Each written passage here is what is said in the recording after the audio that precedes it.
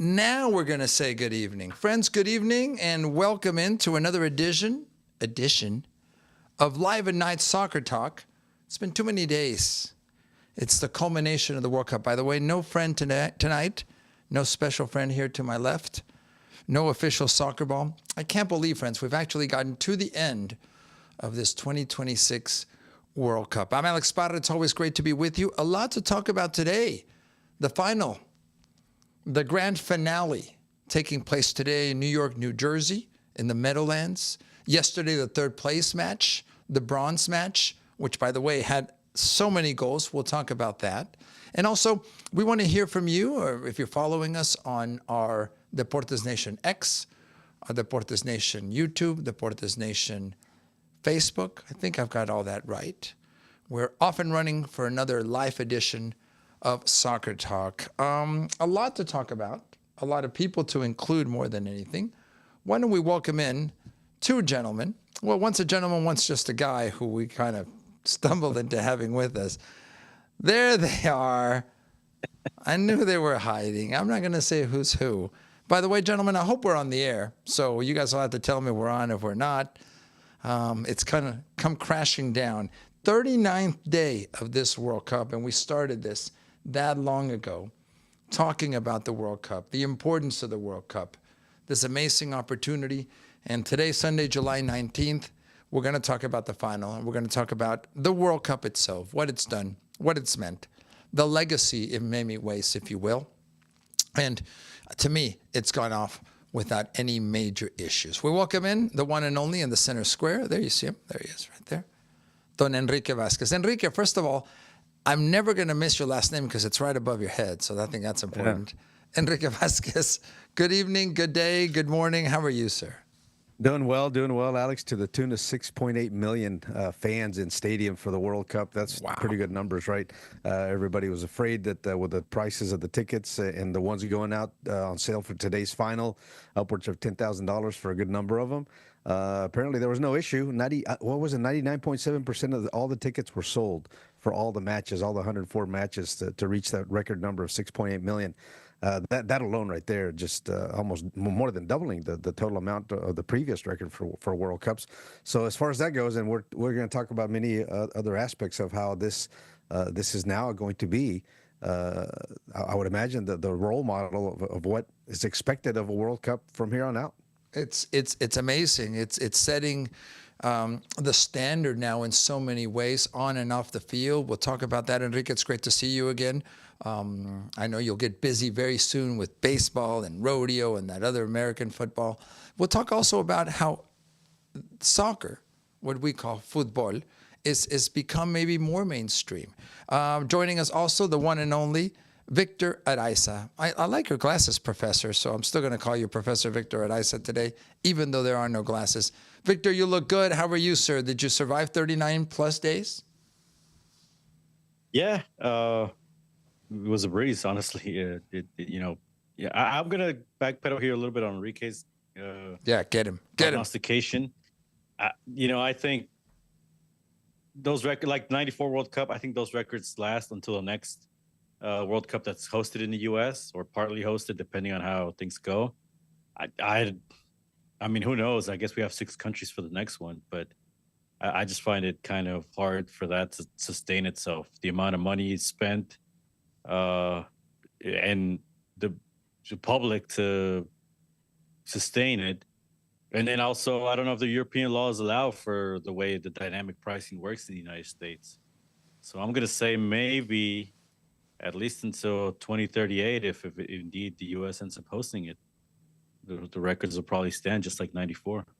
I don't mean to be a downer here. No. We count on that from you, Victor. We're used to it. I'm kidding, Victor. I'm kidding. What a way to start, though. I'm all happy and I'm depressed now about the next one. I do miss it already, Enrique Vasquez. First of all, it's been great to be with both of you. And we got to find a way to keep this going, even if our audience is 4, meaning us 3 and my mother. And thanks, Mom, for watching.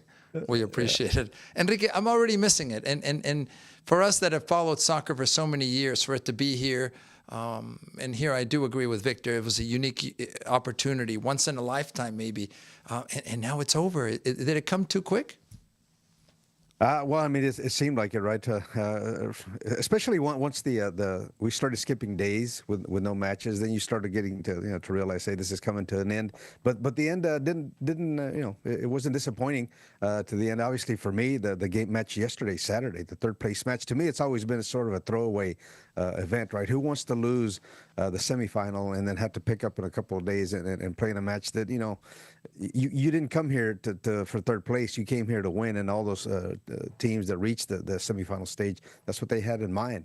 But it ended up being quite an entertaining event, match. As we were texting each other, I was like, hey, this turned into the home run derby and the NBA All-Star game. Nobody playing defense, 10 goals total. Was that really soccer? Is that the type of soccer on a daily basis, week in and week out basis, that it's going to take here in the U.S. to turn those marginal soccer fans into full-blooded soccer fans because they want to see all those goals? And like I was telling you, even when I watch baseball, playoff baseball is way different than regular season baseball, and the historic games that we've had in the World Series, 2-0 games, 2-1 games that go extra innings. Those are very good baseball games. But if that was baseball on a day in day out basis, I don't know how many people would be fans. So again, I don't know what it's going to take to turn more of those casual fans here in the United States into soccer fans. But what we were able to see here the last couple of weeks to close out the tournament, it was just excellent drama. And then of course today, watching one of the greatest of all time, if not the best of all time, walk away from the game in tears as he was, checking out the Argentina crowd in the stands, the emotions that went through his mind. I mean, those are images that we're going to remember for a long time. We remember seeing Pelé raising the trophy in triumph, Maradona as well, obviously, but now Messi, unfortunately for him, he's not going to walk away from the game, at least at the international level, with a trophy in his hand. But certainly the tournament that he had at his age certainly doesn't even begin to say this guy should put him up. That's amazing. It is amazing. Victor, I have some thoughts about everything Enrique just said, but your thoughts in general about this weekend, the bronze medal match, if you will, the third place match, today's final, just to kind of get us started. What are your thoughts after this weekend and that now we're at the end of this World Cup, and I'm a little sad. Yeah. Yeah, well, yesterday was a weird third place game, right? Because that's usually is a consolation prize. And, I think, let's say, had a Norway gotten through instead of England or another nation like that, where it would have meant something to win third place, I think we would have gotten a more competitive game. But because it was two nations, that it was kind of be in the final or bust. Yeah. And certainly with France, you saw that until obviously for the second half, they kind of picked it up and they put some more competitiveness into it, but that wasn't going to change the lack of defense, and obviously, I mean, these are some of the most valuable, let's call it that way, players in the world. I mean these players are, those pair of feet, for all 22 players, I mean, millions and millions of dollars, right, across some of the world's best leagues.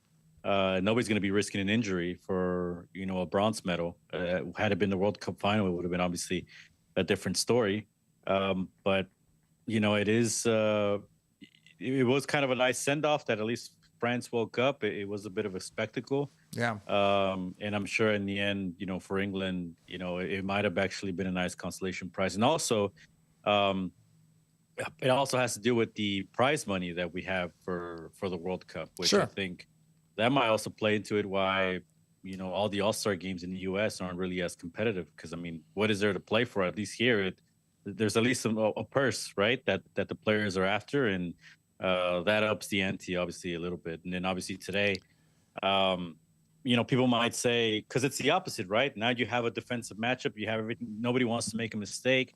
For a lot of players, this is a legacy moment. If you don't win a World Cup, that could tarnish your career. We could say that for a lot of the players, the all-time greats in the game, Johan Cruyff, probably maybe the biggest name that had he won a World Cup trophy would probably be edged further in history amongst those who don't really follow the sport, right? And in the opposite way, for the guys that win it, I mean, they're made for life. I mean, that's it. That's um, The people can culmination, talk the about the ultimate. Champions Yeah. League. They can talk about the Premier League. They can talk about all these great trophies. This is it. This is the be all, end all. This is the trophy. Everybody wants to win from the moment they're a kid. And regardless of all this, I mean, we've heard it all this summer. And regardless of how much commercialism this sport takes, because it's gotten more and more commercial, I go back to it. The reason it's bulletproof is because it's still a special trophy. It's still a special competition, and that part of it is still sacred. And that's why they can make as much money off of it, because again, today people are going to pay $8,000 or whatever it was to get in the building, to be there, to watch the final, to be in that match, to be part of history. And when President Donald Trump is giving away the trophy, that has a special value. Did he eventually move out of the way for the photo? I don't remember. Yeah, he did. He got out of the way. Okay. Infantino was chasing him. Come on, we have to move. Yeah. Last year in the same stadium, it was the Club World Cup final. He didn't move. Stayed. He didn't took a leave. picture with Chelsea. And so I think Infantino probably knew that was going to happen, but he kind of thought Trump was after him in the beginning, first, and then he realized, oh man, I got to go get him. Exactly. I got to go get him. I'm going to have a slightly different take, gentlemen, to maybe get us started on what we saw yesterday in the third place match. And literally, when I started watching 1, 2, 3, 4-0 at halftime, the thought that entered my mind was, France has no motivation to be here, and it's a shame, and it's a throwaway game. We're done with this. I was impressed by Deschamps and France coming out and for honor, for prize money, for the fans, for their country, attempting and playing like something. Well, they almost tied it too. They almost tied it. They almost tied it. 4-4. But I literally said this to Enrique Vasquez and to you too, sir, via text. I said and what a contrast from yesterday to today in the strategy, in the approach, in the sheer number of goals. You can't be 10 versus 1, right? But the beauty of the sport, and there's two ways to look at this, is that you can have both. You can have a match that literally is a 0-0 dominated by Spain, but it's intriguing because there's a championship on the line, right? And there's so many storylines, and the quality and the ability, the technical ability of these players is amazing. Although there was some cheap, still at that level, cheap play, and I'll get into that. But I believe the following, Enrique and Victor, that for this sport, soccer, to grow in the United States, we need more 6 versus 4 matches versus 1-0 matches. So the way you get that is FIFA and the U.S. Soccer Federation have to figure out a way to continue adapting themselves to reality. We now have 4 quarters.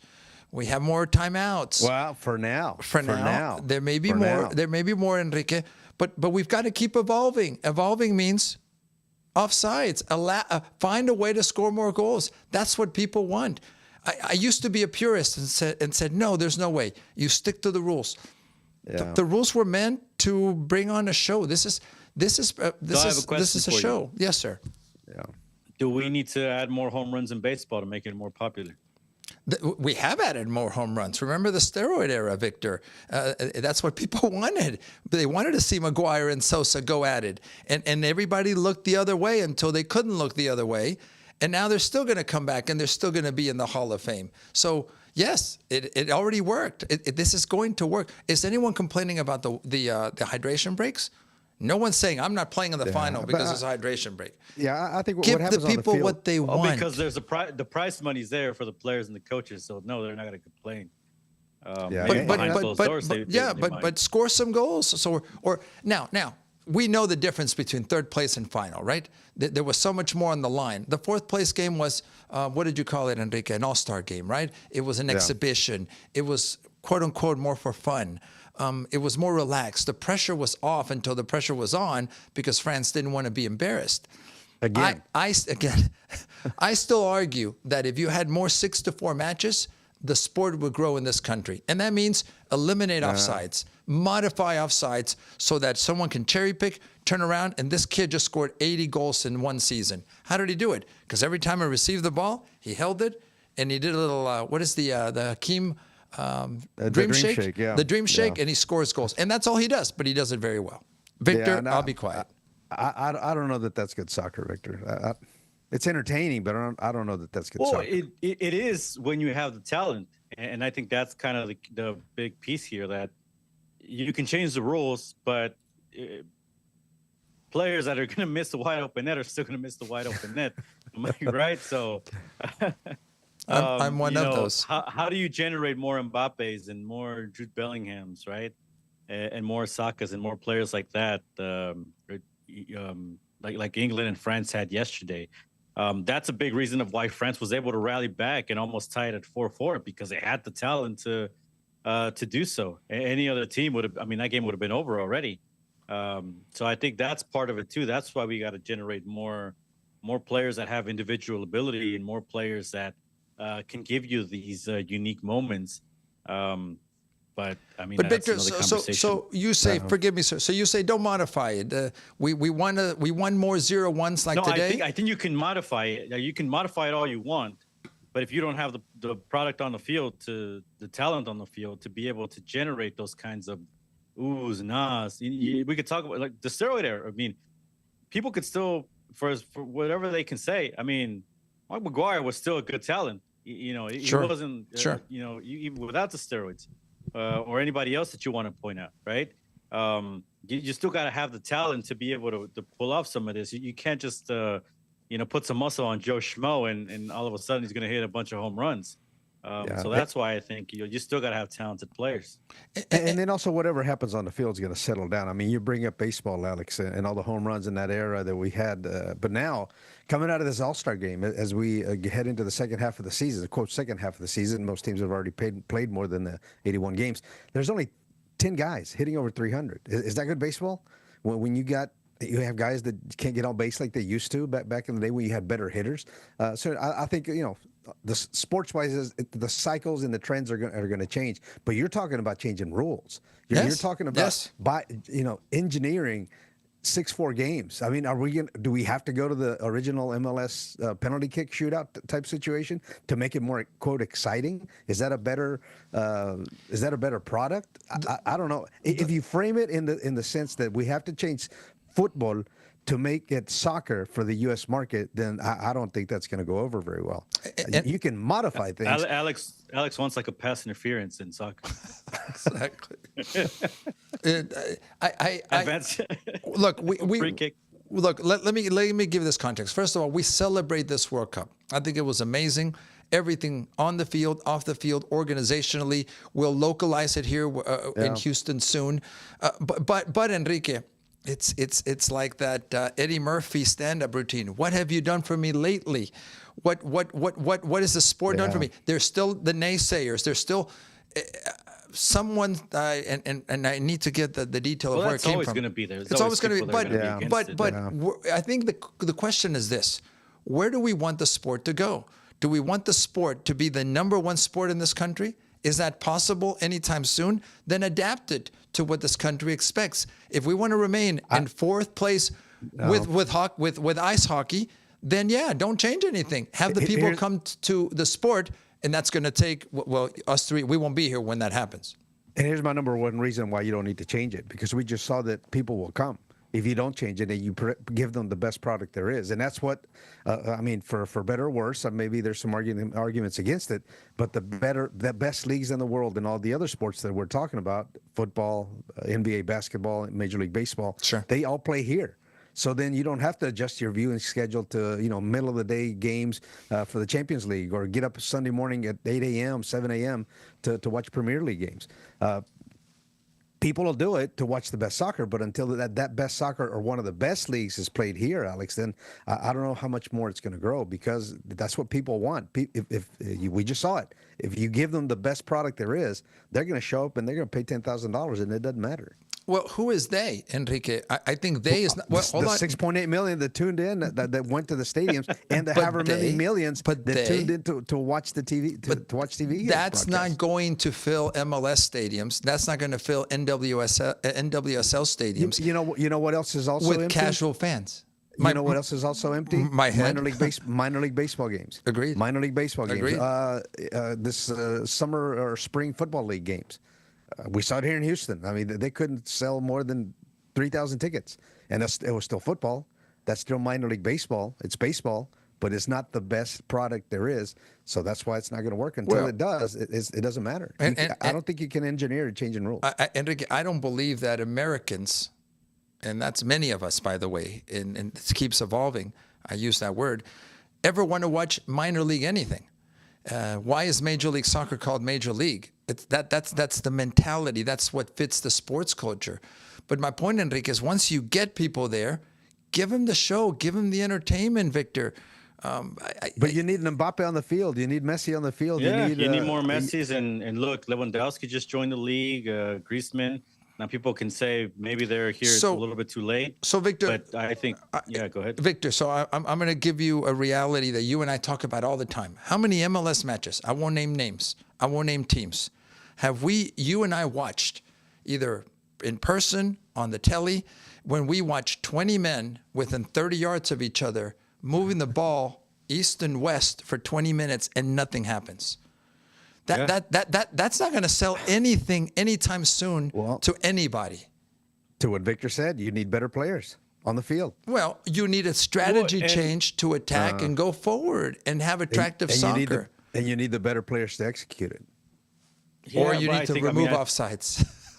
I mean, I think that's it's a long rabbit hole, because I think, look, a lot of this has to do with the competitive nature or lack of competitiveness that I feel there is in Major League Soccer and the NWSL. There are leagues that are too comfortable. Too many teams get in the playoffs. Coaches and players are worried about protecting their jobs more so than providing that entertaining soccer. Agreed. Although they talk about having entertaining soccer, but they are happy to get a draw away from home when they don't risk anything until they have to. They rather lose 1-0 than lose 5-0, 6-0, and look like failures. Because you don't want to lose your job. job. Like it's a more competitive game. Agreed. Exactly. Yeah. Well, the same thing goes for the sporting directors. I mean, everybody's in on this. That's why I think, pressure can only come from either inside the house, which is the leaders at the ownership, yeah. Or I don't know if the leagues are going to do it, because again, the league commissioners work for the owners. And then the other one is we need media that puts pressure on all these teams, on the sport or fans. And I think those are two areas that lack, and that's why you don't have this. Victor, forgive me. I think the easiest thing is like what is being imposed now. The rules. Adapt and change the rules, modify the rules. I'm not going to take credit for this, but Enrique Vasquez off the air said to me, eliminate offside outside the 18-yard box. We have hydration breaks in MLS. That doesn't make him score more goals. No. Of course not. No. What I'm saying, though, is that no one's complaining about that, meaning the rules have changed. But to add to the offensive output, eliminate offsides, modify offsides, so we get more goals. I'm telling you, I think I'm ahead of my time. It's coming. Someone's going to try it, and when you see that it's successful, VAR. Again, if we'd had VAR for Maradona, his narrative and Argentina's destiny changes completely.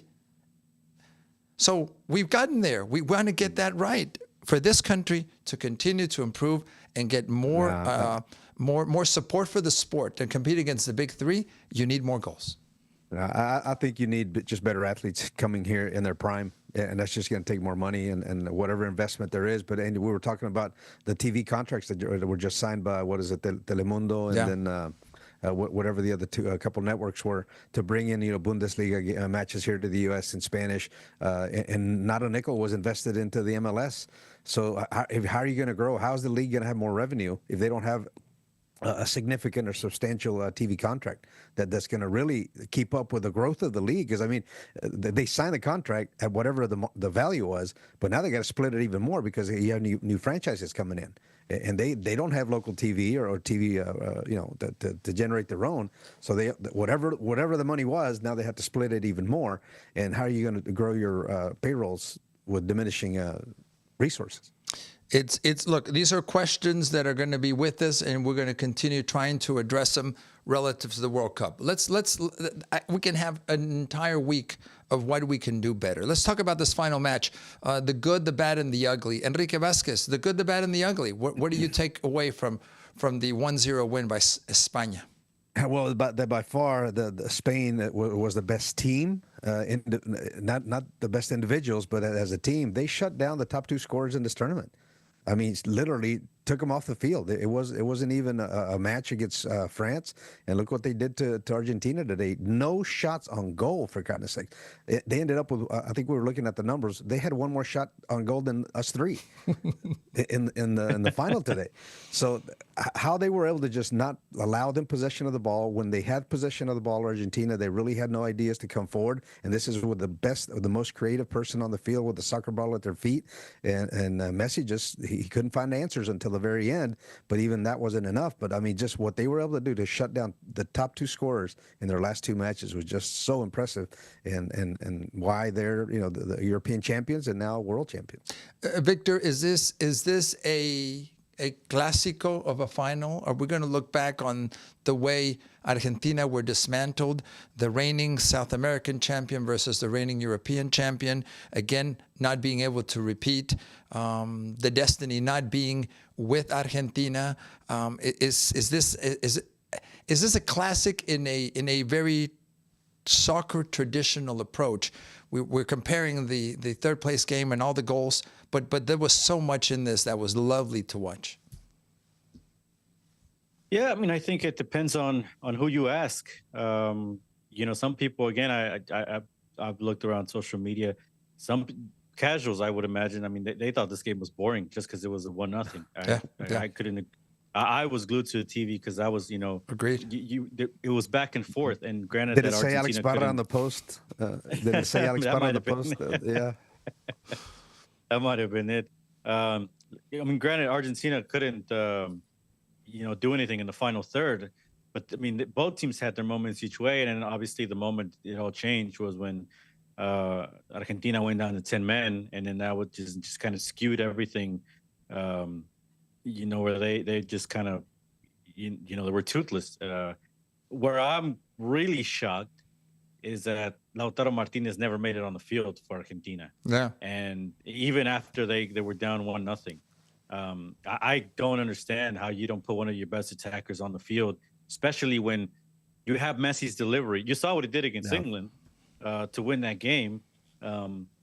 And that's what Messi was missing. And even as dominant and as great as Spain was, final minutes of that game, I mean, you could see it where it's like if Argentina, if they just get that one chance and somebody puts it in the back of the net, are people going to say Argentina deserves to win it, off that one opportunity?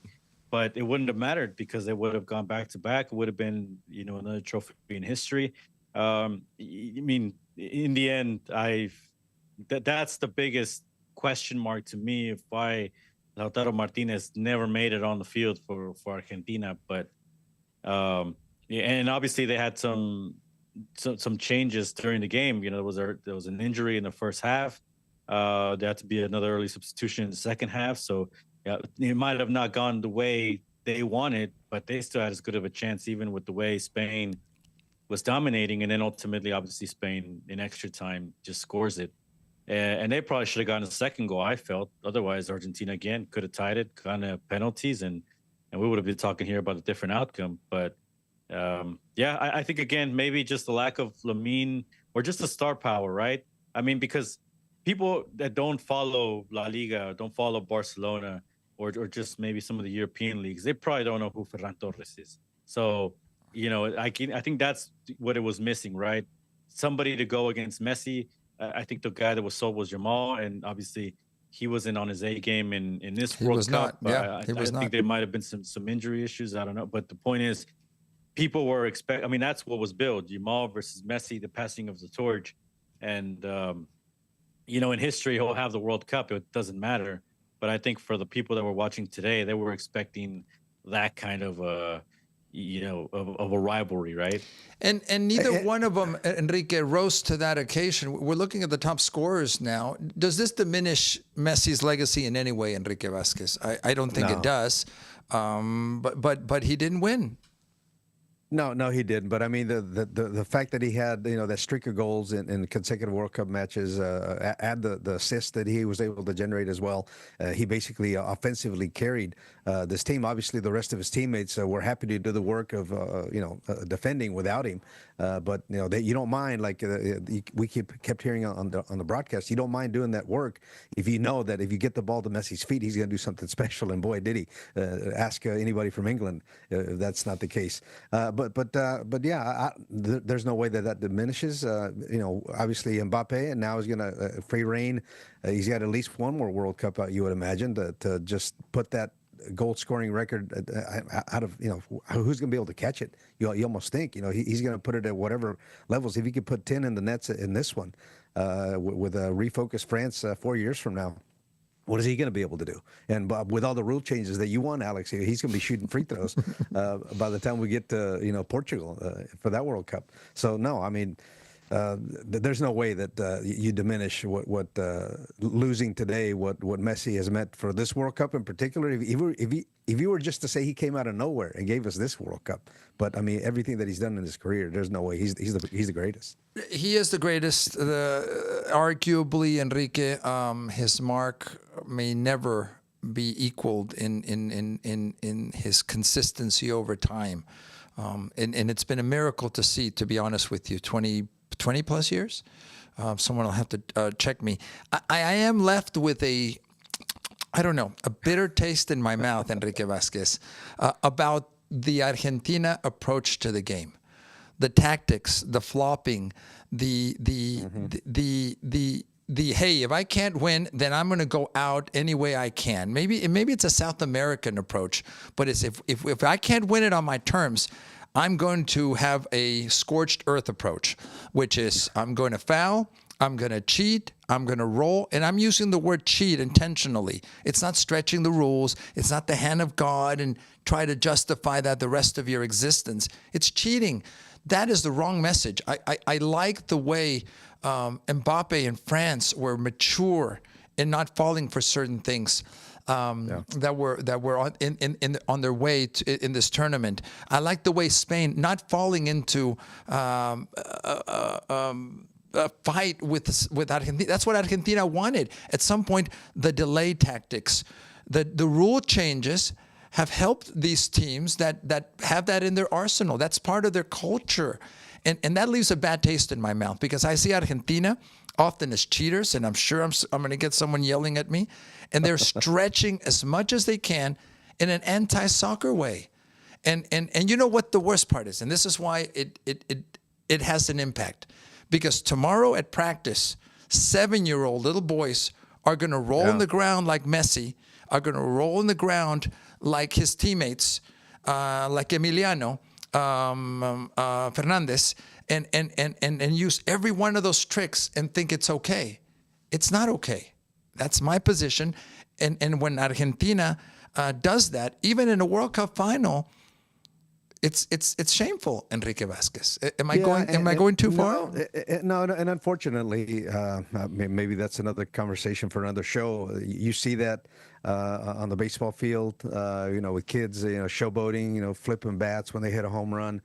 Basketball, the big three, the hands up, and they're pacing back whether they make it or miss it, whatever. They went 3 for 15 from the 3-point line, but they made the one, and they got their video on TikTok, so they're happy with that. So unfortunately, that's the case with some of the kids and some of the coaches that allow that type of behavior. But I want to agree with you, Alex Parra. Remember, let's record this. Yeah. If there's anything that's going to be changed, I would like to see something with regards to the flopping to where you really want to take that out of the game. There's no need to not touch someone. I can see, obviously, and some people that don't understand, when you take a metal stud to the top of the foot, that hurts. And you're going to roll, that hurts. But when nobody touches you and you start rolling around and you glanced up at to see if the referee saw you, that has to be taken out of the game somehow. And now with the use of VAR, as long as we can develop some kind of consistent something, I don't even know what that would be. Is it a hockey type situation where if you flop, you go to the penalty box for 3 minutes, 5 minutes, whatever the case may be, to take that out of the game? Don't change the rules, Enrique. But I mean, you can get around it by just simply not flopping. Are you really changing the rules? Don't flop. That I would agree with you. Let's do something to fix that. Take that out of the game. The rest, the offsides or again, it could be modified. It could be improved. Today we had a goal called back because somebody's shoulder was offside. My goodness, come on, is that really offside nowadays? Was that what we want for the game? I don't think so, and it continues to evolve. I'm going to go back to that word. Victor, am I being too sensitive when it comes to the flopping? Am I being too sensitive when it comes to that approach to the game? Basically trying to get away with as much as possible and cheating.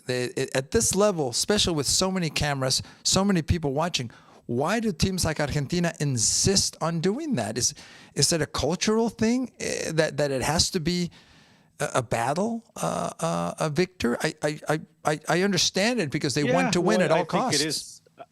Yeah, I think it is part of the South American culture. I mean, you see that. For me, at this level, right, in the World Cup final, I don't think they would have to do it as much because I think they have the talent to be able to go. And I think you saw it there during the game. I mean, for as much as people can say, as much as we look at the stat sheet and see how much Spain dominated, again, Argentina, all they needed was one goal. But I get what you mean, but maybe it's a little, you're trying to stretch the limit, right? And see how far you can get.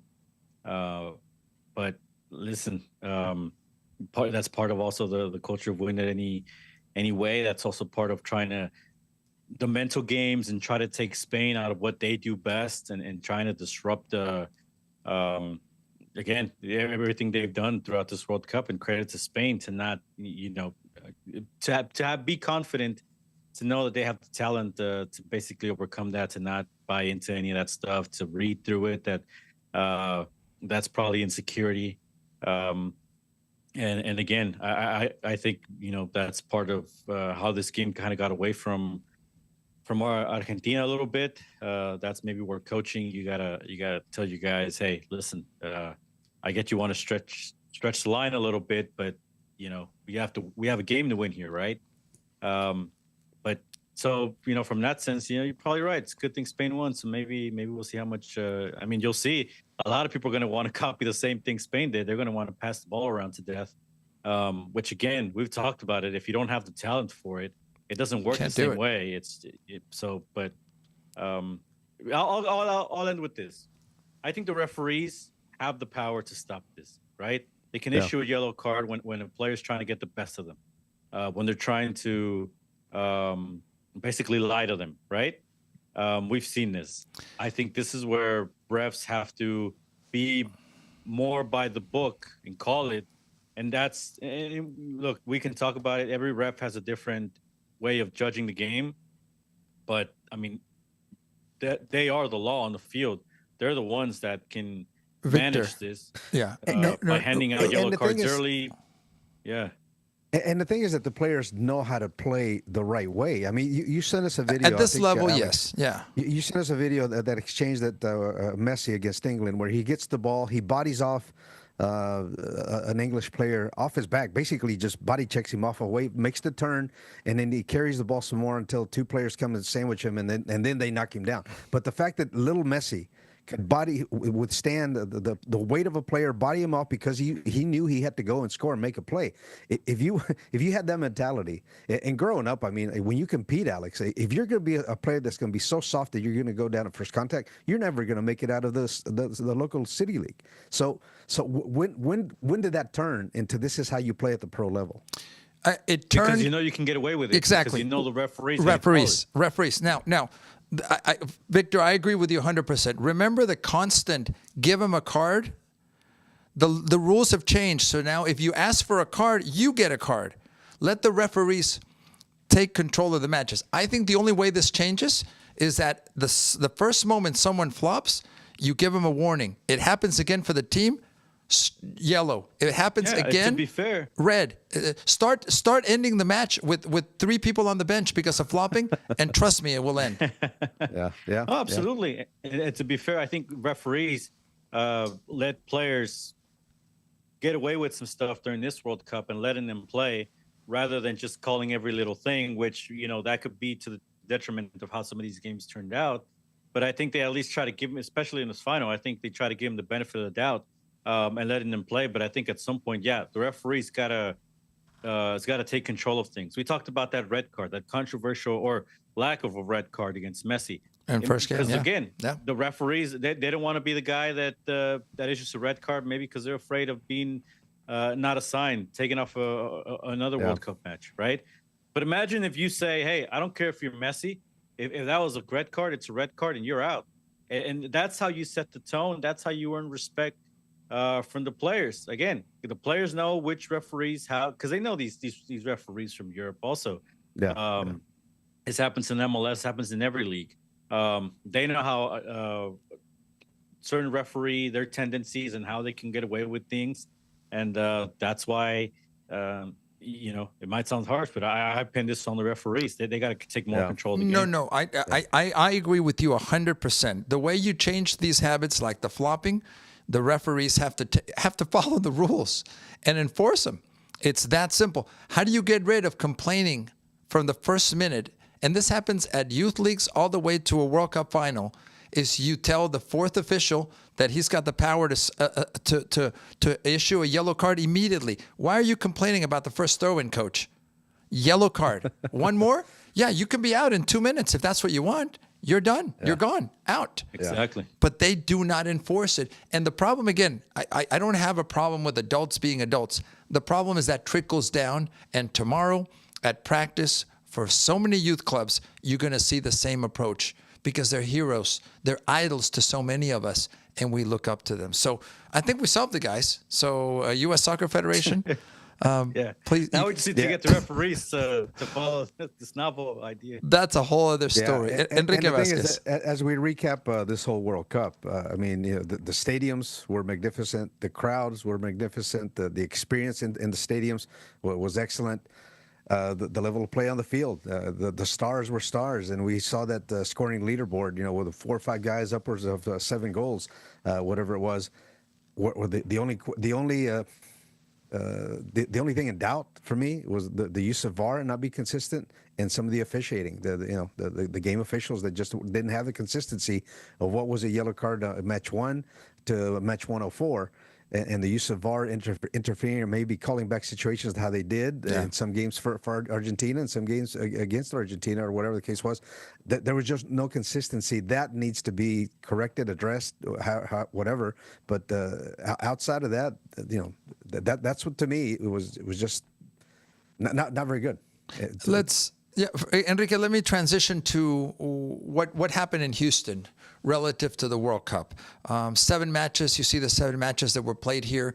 We when we were analyzing what would have happened, what was going to happen in Houston, there were concerns about ticket prices. You just gave us a stat today, Enrique Vasquez, 99.7% capacity at stadiums in the World Cup. Success.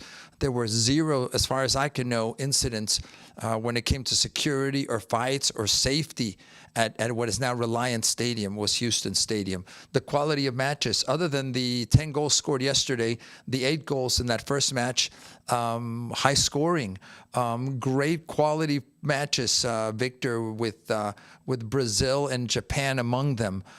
Great stories. I don't see how Houston cannot get an A and an A+.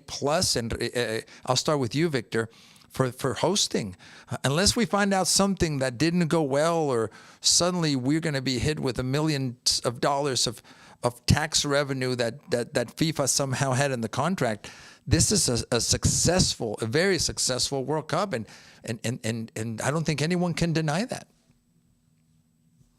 Yeah, I agree. I think certainly. Listen, the outcomes of some of these games, I mean, they were all, even that 0-0, they were all competitive. They all had intriguing storylines. The only two that didn't sell out, I think, were the first and the last matches. And that first one, I think, because there was a lot of uncertainty about the ticket pricing and how many people would show up, and how, I guess, people biting the bullet and wanting to go to these games. But there were, still over 60,000 in attendance, and obviously that first game was a thriller, and that last one was an important game because it was an elimination match. I think Houston pretty much got as much as they could have asked for. I guess maybe the outcome of some of these teams, maybe if for some of these elimination matches, I think Brazil, Japan was obviously good. I don't know if maybe you were hoping for South Korea instead of Canada, or I don't want to say Mexico. I think maybe some people were hoping that if Mexico didn't have a successful World Cup and they advanced to second, that could have been a team that came here. So unless you were hoping for something like that, that's maybe where the expectations might have fallen short. But I thought it was again, we got a lot of nations that we don't normally get here in Houston. And I think it was a big eye opener for a lot of people, especially internationally through the TV. Well, they were just marveling at Reliance Stadium and how great of a stadium it was. And you're headed in the direction I wanted to take our expert, Enrique Vasquez. Enrique, you're not going to change the weather in Houston, so you need to go indoors, air conditioned. That's a huge game changer, I think, not only for Houston hosting events like this in the future, Enrique, but for other countries to learn from this and kind of follow that's the way you can control the weather. You don't have to worry about storms or rains. You can make it comfortable. A lot of people were so impressed with Reliant. Now, natural grass, Enrique, you know where I'm going with this. Why can't that just be a permanent situation at the stadium? I know you're going to tell me why, because there's other events. But is technology and the price now affordable? I already hear NFL players saying, hey, if you put the grass in there for them, why can't you do that for us? Yeah, well, I think, first of all, I think the World Cup, that's where they missed out on Houston. They should have had a semifinal, if not the third place game here. Why do you want to have people out in 90 degrees, 61 percent humidity out in Miami? Have either one of those games here, and you have no worries about the grass or the weather. We're indoors. We have AC. Now, as far as the grass, yeah, it works. We used to have grass here at Reliance Stadium when it opened in 2002, but the grass surface just was really not consistent. It wasn't safe, and they went away from it for a reason. Matter of fact, if you recall, there was a lawsuit. One NFL player who blew out his ACL decided to sue the NFL and the franchise. I'm not sure how that ended up, but settled. They had to go to the turf because it just provided a more consistent surface. And of course, grass. Ironically, now the players are asking for grass. Now they're asking for grass, but it would have to be something like this, which means you basically, as the NFL or the Texans, have to rent out the facility for 6 months, and nothing else can happen. You can't just pull that surface out and put it back in a week to have another NFL game. You have to grow it with those special lights. It has to grow, and the seams have to disappear, basically. So I don't know how possible it is to have a surface that's this good. And then I've heard from people that walked the field at NRG or Houston Stadium for the World Cup, and it was a firm, fast surface. Is that the best surface to get tackled on? To have the back of your helmet slammed on the ground? I'm telling you, the surface at the NRG now for football is cushiony, it's soft. I'm not an NFL player. I've never been tackled on that, but I would imagine it feels a lot better than getting hit and brought down on a firm, hard grass surface. We can arrange that, though, if you'd like. So I think both Victor and I will tackle you. Have that, isn't that one of the things when they have the media day? They let the media I'll have Ubaldo tackle me. Yeah, I'll have Ubaldo tackle me after, see how it feels. I'll come over and we can practice that. But the thing is this, and everybody talks about, well, these millionaire owners in the NFL, they can afford it. Well, I guess, but you'd have to change contracts. Who's in charge of maintaining the field playing surface for these teams on a week-to-week basis? Is it the teams? Is it the county who runs the stadiums? Who's going to pay for all those other events that can't be held now because you have these grass fields? And of course, having grass fields outdoors on some of these NFL stadiums that are outdoors is one thing, or up in the north even in Buffalo. Can you keep grass alive in Buffalo in December? And here in Houston, how are you going to do it when you have to close the stadium, when the sun doesn't shine on the right end zone from the 50-yard line to the right? How's that going to work? So it's not just as easy as say, let's keep the grass and play NFL games there. It's a different type of field. It's a different type of surface from what you need for football. And how is this going to hold up with 300-pound linemen as opposed to soccer players? I don't know. It's a conversation about the facilities, but look, and we're looking at a little bit of the video from inside the stadium here in Houston. Victor, there's very little, as we mentioned already, to criticize. I think now it's about the legacy and what happens next. And if the programs that were talked about continue for the youth side, if the programs that continue or that were talked about in growing the game continue.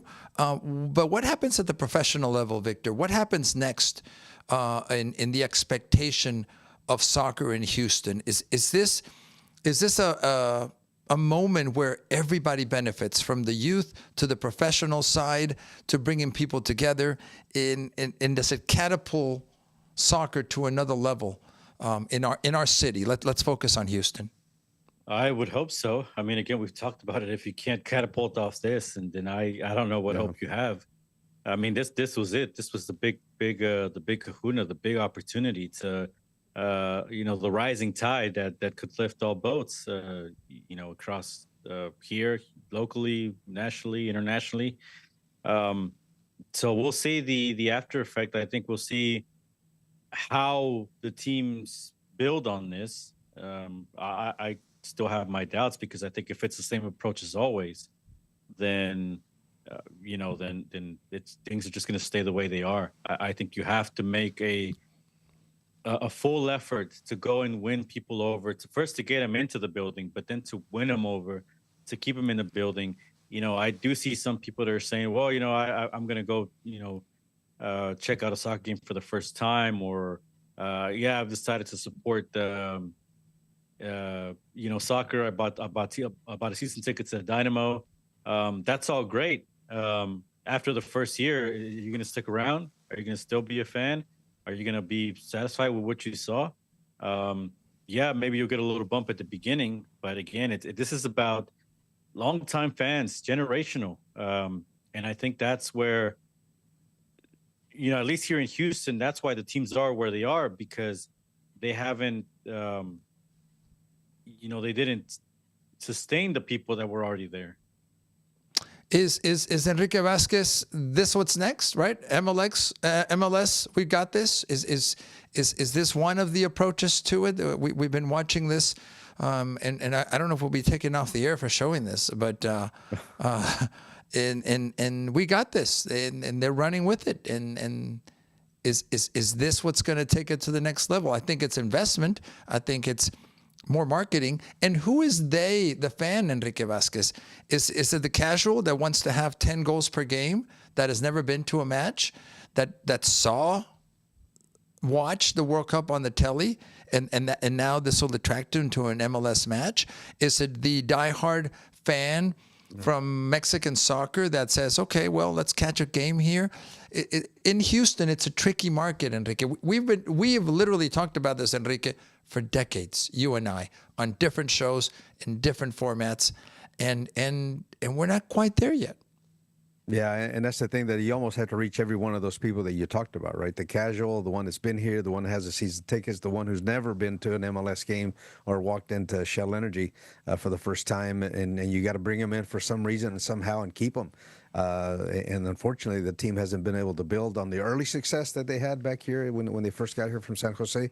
And despite their efforts to bring in Hispanic players, they've come and gone. The fans have not remained coming to the stadium. We've had a couple of a couple seasons success stories, but nothing that keeps that building full. And also on the media side, Alex, TV broadcast, local obviously disappearing, radio broadcast, unfortunately doing the same, just over the air. So you're almost out of sight, out of mind in that case. So it's almost like so many things are stacked against the local franchises, not just Houston, but all these MLS franchises. But I have the answer, Enrique Vasquez. I have the answer, Victor. I have the answer, friends. It's called influencers. Victor Araiza. This past weekend, Shell Energy Stadium was almost full. I think it was Friday, with an influencer charity match. Forgive me, and I don't mean to be disrespectful. I had zero idea of who any of the influencers were. They're not in my world, and I respect and understand it, because an old man like me, that's not who teams and brands are trying to market to. I grant you that 100%. But if that works, why don't you have the influencers have a game pre the Dynamo match, and 30 minutes later the Dynamo come on? What is the resistance to that? And do a 2-for-1, meaning give the people what they want, Victor. Am I crazy?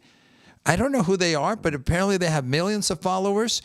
I don't know if they play well or don't play well or where they're from, but if they bring numbers, is that the answer, Victor Araiza? Well, it's worth a shot if you have ideas, or just, I mean, it's worth a shot anyways. If you believe that's gonna bring people in, I'll be honest with you, I don't know a lot of these influencers. I gotta study a little bit more and see,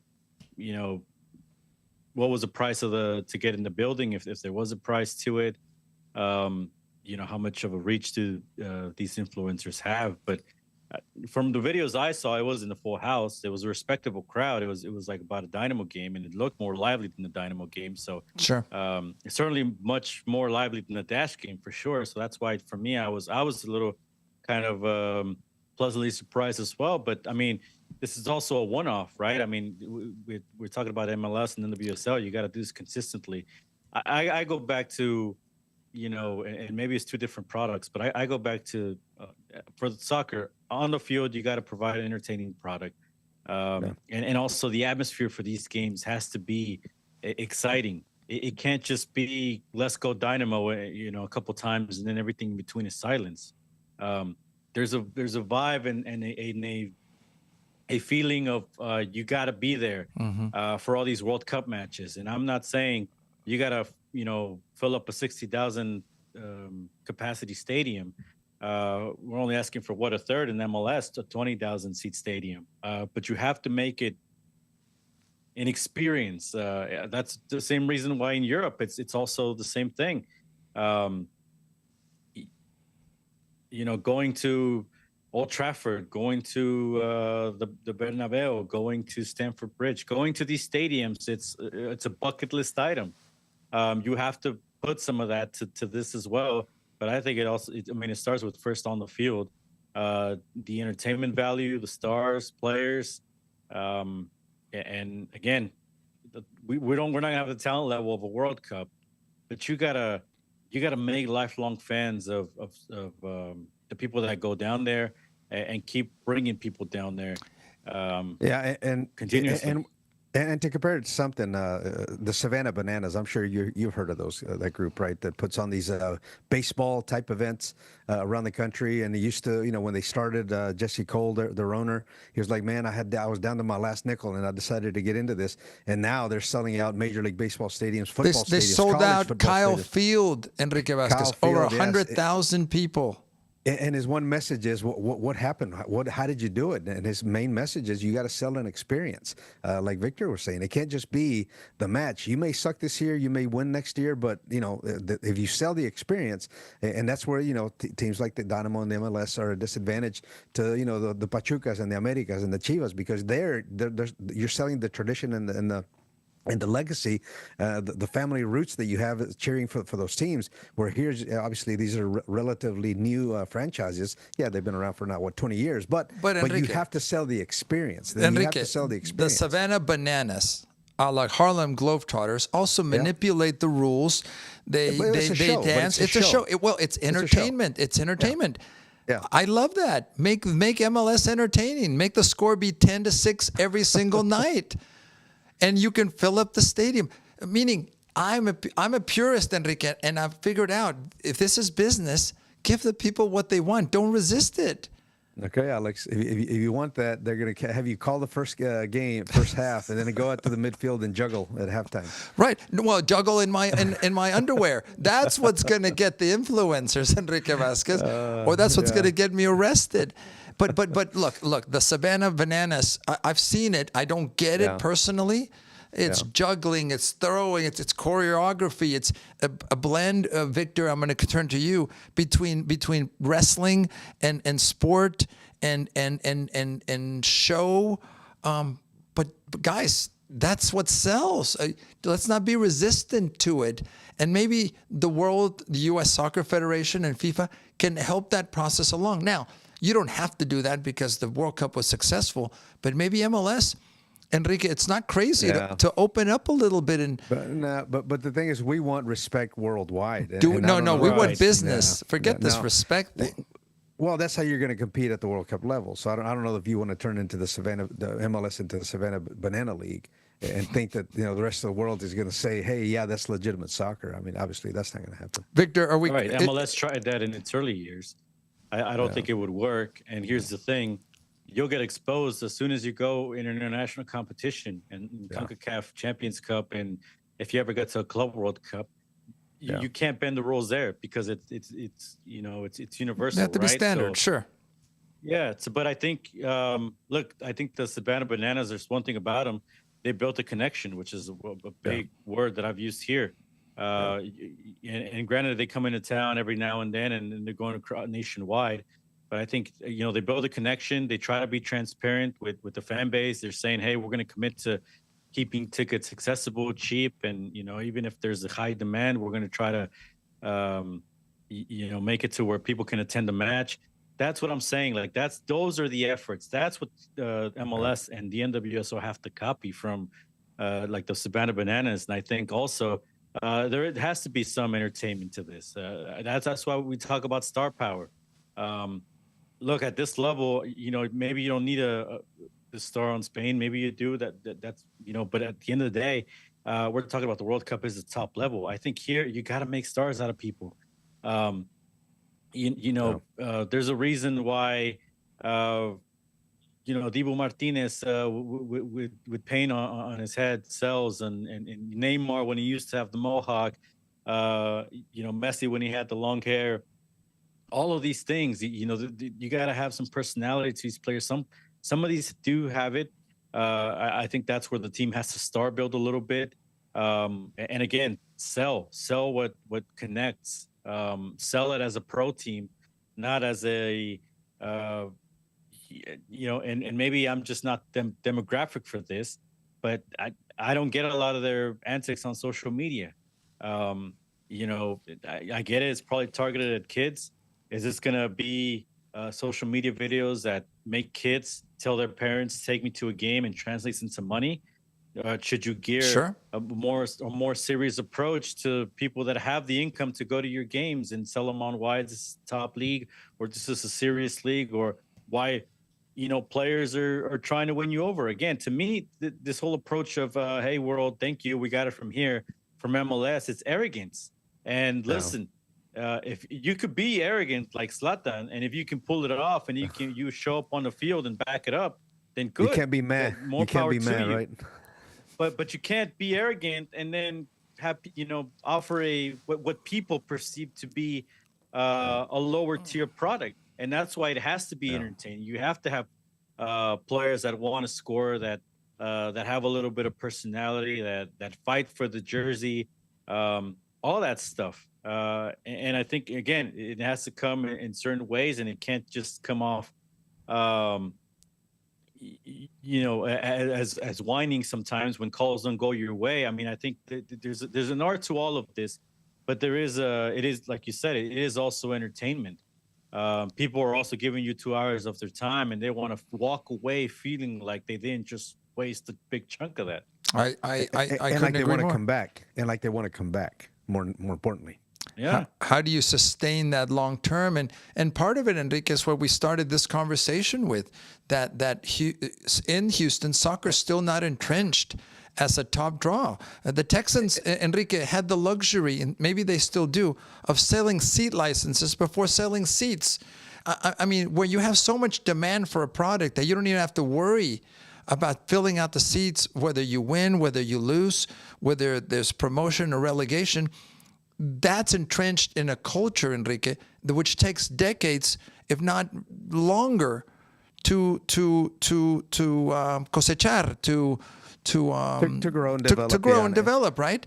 And soccer just isn't there.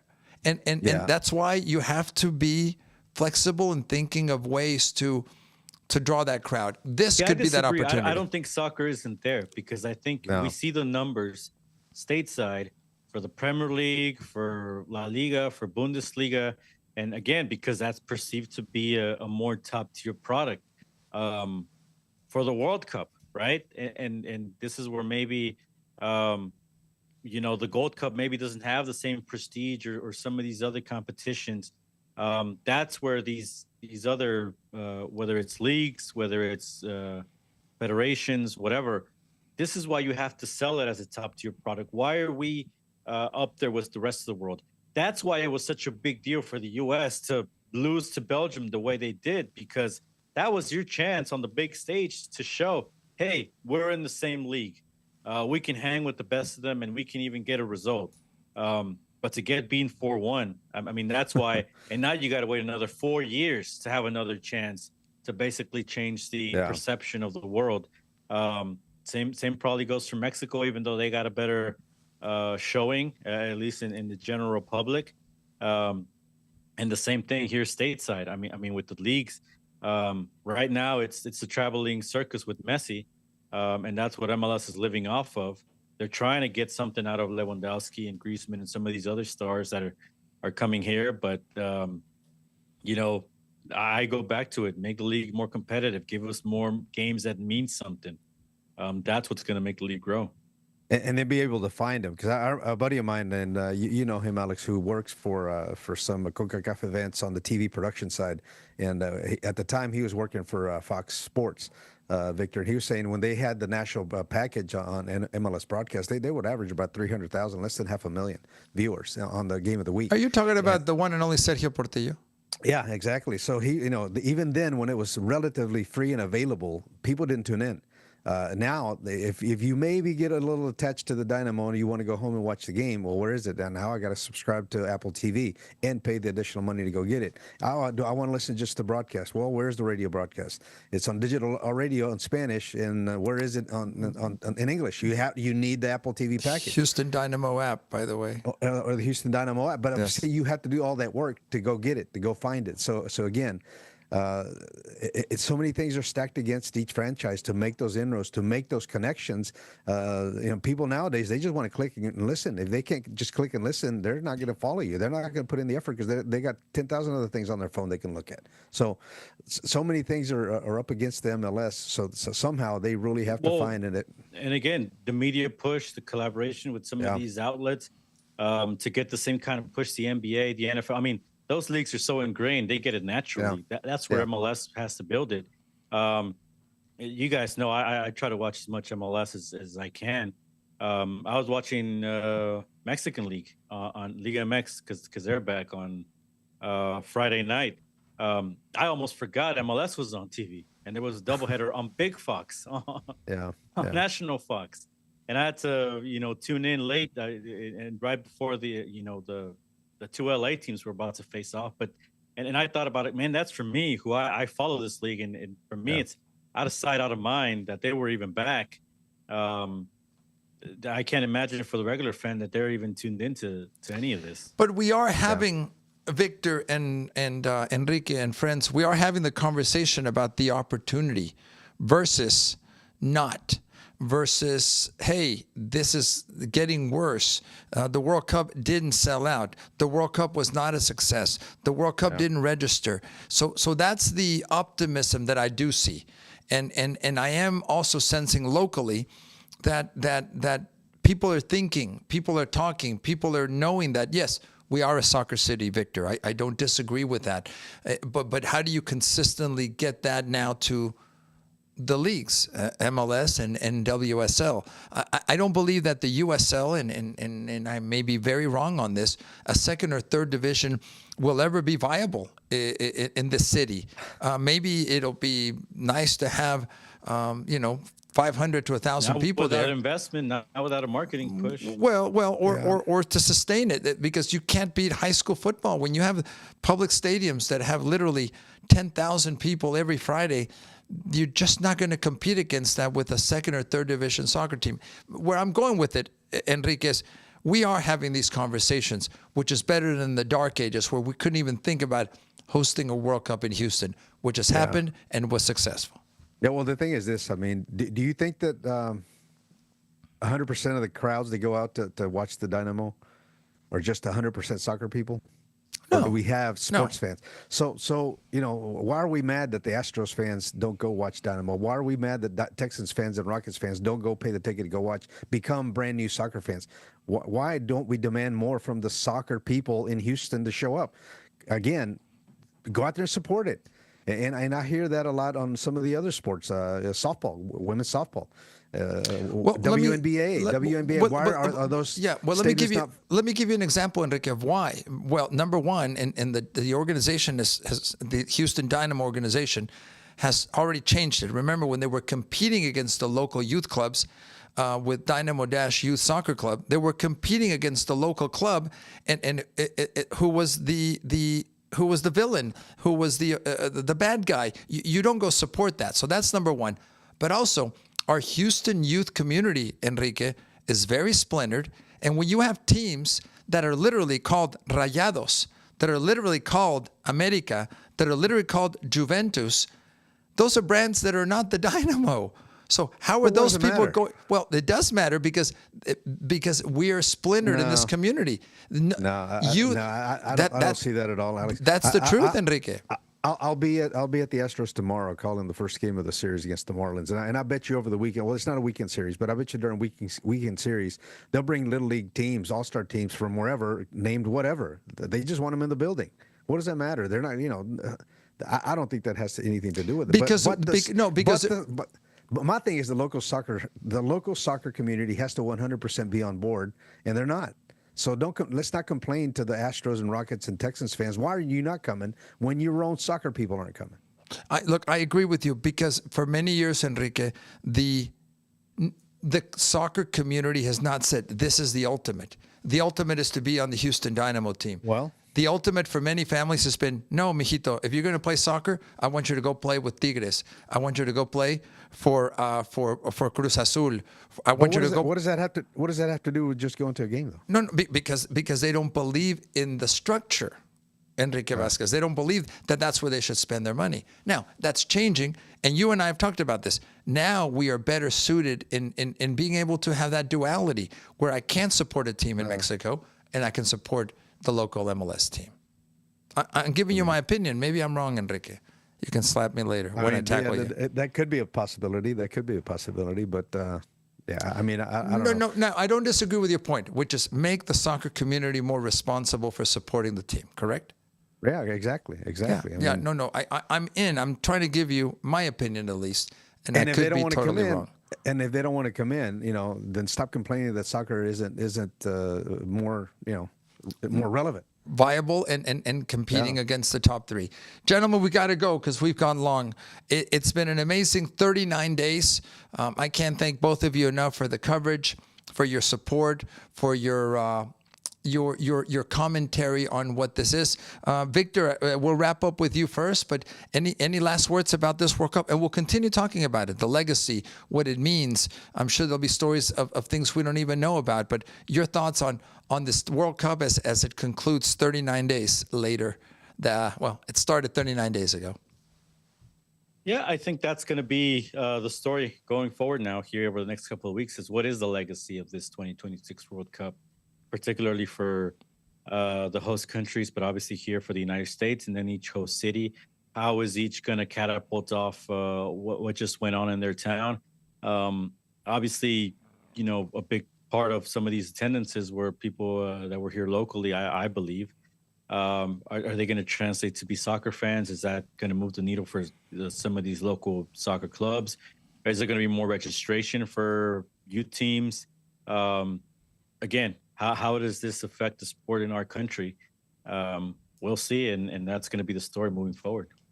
It will be one of the many stories that we cover. Enrique, you and I have been blessed to cover many sporting events over the last many decades. I was doing the math, almost 30 years, Enrique Vasquez. Yeah, that's crazy. How does this World Cup stack up in terms of soccer coverage in the United States? We'll talk about the English versus the Spanish in one of our next episodes. But Enrique, your thoughts about this World Cup and what it means to not only soccer in the country, but sports in the country. No, I mean, I enjoyed it, and I tried as much as I could to bounce back and forth from Telemundo, TV Azteca.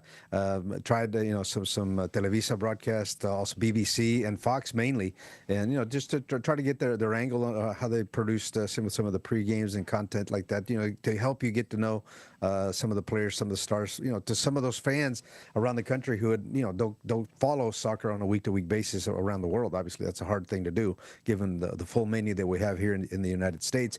But yeah, I enjoyed it, and for me, this was a first World Cup that I had a chance to sort of sit down and try to look and go a little deeper beyond just the score, enjoy it, and go do something else the rest of my day, because I knew I was going to be here talking to you guys. So not knowing ahead of time that this was that you were going to invite me to join you guys, it was a pleasant surprise for me, because it helped me get a little more in depth on what was going on and the meaning behind some of the results and what went on in the tournament. So I greatly enjoyed it. It was fun to come on here and talk to you guys about all the matches and the tournament itself. But again, as far as what this means, I certainly hope that this doesn't just turn into a cute, fun event to fill the summer before football started for a lot of the country. Mm-hmm. I think there's going to be plenty of people who still look at it that way. Yeah, you're casual, you enjoyed it, it was fun, but now it's on to other things, our normal routine sports-wise in this country. But hopefully we get some people that commit now. Hey, now I am going to get up on Sunday mornings before I turn on the NFL. I'm going to enjoy some Premier League in the middle of the week. I'm going to enjoy some Champions League when that comes around, and then see what happens with this national team and what happens with Pochettino. We haven't touched on that. How is the U.S. national team going to grow from this? Is Pochettino going to stick around? I haven't heard a no. I've heard yes, I'm interested. He hasn't gone and been hired somewhere else. So maybe this continues to grow, but I think it is going to take the U.S. winning a game like the one they lost against Belgium to get them to the next level, to really turn the tide on what a real soccer fan is going to be and what you're going to need to be to make soccer really turn into a big time relevant, to really compete with the top three sports here in this country. But as far as this 2026 Cup, I mean, it certainly was a success compared to the relative recent Cups that we've had. Obviously, Qatar, it was different, even from people that attended it, because of the culture that you had in Qatar and Russia as well. So this was certainly a fresher breath air for the people that went to these countries to enjoy the World Cup. Being able to go outside and drink a beer after a soccer game makes it a little more enjoyable, and that wasn't the case in Qatar. And certainly you could have a good time, as the Scots proved attending the World Cup here in the U.S. They did. Enrique, it's always great to be with you, no matter what we're talking about. So I can't thank you enough for your insight, for your very insightful analysis of all of this. So thank you, Victor. Same thing. I see you a little more frequently, Victor. So I'll say to you, thank you as well. But you guys have been amazing, and friends, all of you that have been following us, we really appreciate you being a part of this. You being with us as we enjoyed these last 39 days. Now, this isn't the end, by the way, and they haven't signed contracts yet, but hopefully we'll continue talking about not only soccer talk, but other relative sports-related topics, and we'll certainly keep you abreast of that. So I see this as a beginning. I think I know I've enjoyed it. Hopefully you, friends that are watching, that are listening, have enjoyed it, and there'll be more. But I can't believe we're to the end of this World Cup, and Enrique, it went by too fast, didn't it? I'll take some tacos and a trionda, and we'll keep going. That's all you need. Where's my little soccer ball? You can count on that. We can count on that. So anyway, we've got to go, friends. But for this episode, at least, we thank all of you for following us. I can't believe the World Cup is over. Can't thank enough all our production team, Katie, Enrique, Grant, Victor. So on behalf of all of us, I'm Alex Parra. Friends, please take care of yourselves. Enjoy the rest of your weekend. And please stay tuned to what's next for us. We'll be having more soccer talk. And of course, here on the Deportes Nation, coverage of everything sports related. Take care of yourselves. Until next time we meet here. Have a good night.